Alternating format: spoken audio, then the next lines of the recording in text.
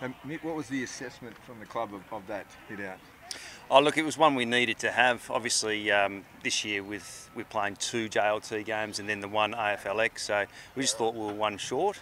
So it was good that West Coast saw the value in the game as well. So just a good hit out for us. Got through unscathed, which is really good, and got minutes into our players that are going to be there round 1. So a game we needed to have, and we have another look at West Coast next week. You did go in with a slightly more experienced team, so that you've got a different tactic from what West Coast. They played a slightly younger team. Yeah, it's interesting how different clubs see it, and obviously we like to get minutes into our players, and other clubs might think 2 games is enough, but we've sort of had a process we've followed after the last 3 or 4 years that's worked for us.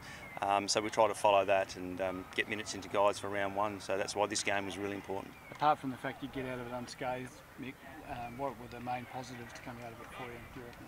I think there's just a few things that we've been trying to work on, ball movement, team defence, over the summer, just a few little tweaks, and we've seen in the last couple of weeks those things come to fruition. So just those little things that we'll review obviously after today's performance and then revisit during the week, but little things have worked for us. The way you structured, it looks like you were keen to have 1 ruckman with Matt Taverner playing forward ruck. Is that the way you're looking to go into round 1?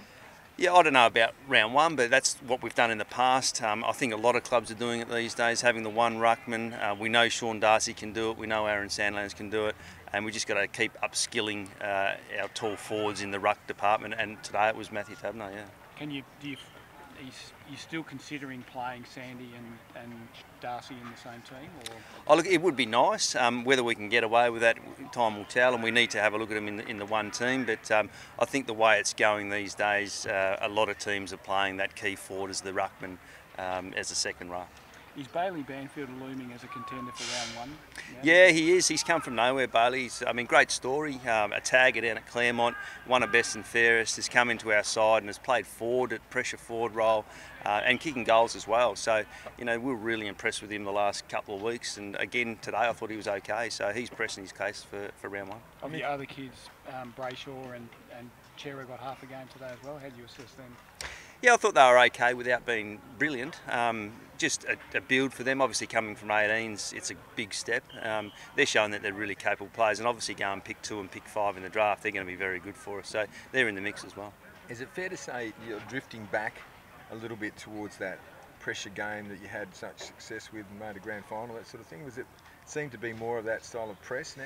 Yeah, well, I think in today and last week, something that's really stood out is our forward 50 pressure and being able to lock the ball in. I think last week was the first time in a long time, forward ball in our forward half, we've outdone the opposition, so that's a real positive for us. And today I thought we were pretty good in that area as well. So yeah, hopefully it's coming back, Barry. Valentine has really struggled this pre-season. Where do you see him at the moment? Look, he's had a really great summer for us as far as training goes. He hasn't had the results in the last 2 weeks on the field, but I thought his second quarter today was pretty good. He made a few adjustments at quarter time to the way we wanted him to play, and he got on the end of a few balls and just fumbled a little bit, so he's still building. Does he need to show something in JLT, or the next JLT match, just to prove that he's ready to go for round 1?